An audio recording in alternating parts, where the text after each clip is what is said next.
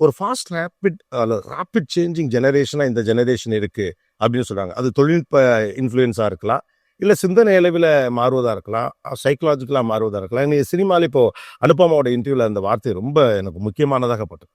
ஒரு சினிமாவிற்கு தத்துவ அடிப்படை இருக்க வேண்டும் அப்படின்னு. இதுக்கு முன்னதாக நீங்கள் ஒரு முறை சமூகத்திற்கு ஒரு தத்துவ அடிப்படைகள் என்றால் சமூகம் தடுமாறும்னு ஒரு இடத்துல சொன்னீங்க, எனக்கு ஞாபகம் இருக்கு. இல்லை தடுமாறுனா புரியாததுனால. சாக்ரட்டிஸ் புரியலைன்னா அவர் மாதிரி விஷம் குடிக்கணுங்கிறது தான் ஃபர்ஸ்ட் நம்ம நினைச்சோம். ஓகே, அவர் மாதிரி சண்டை போடணும் அரசை எழுது. அது இல்லாமல் ஸ்டாயிசிசம் சொன்ன பிலாசபர்ஸ் எல்லாம் இருக்காங்க. நம்ம இதுலேயே அத்வைதம் சொன்னவர் தான் சண்மத ஸ்தாவரம் பண்ணுறாங்க. அது இன்னும் இது பண்ண இதெல்லாம் இருக்கு எல்லா இடத்துலையும். நம்ம தேர்ந்து எடுக்க வேண்டியிருக்கு. அதான் ரைட் மூளை லெஃப்ட் மூளை நமக்குள்ளேயே இருக்கு. அதுல இருந்து தான் அரசியல்லையும் அப்படி ஒரு நிலைப்பாடு வந்ததா நான் நினைக்கிறேன்.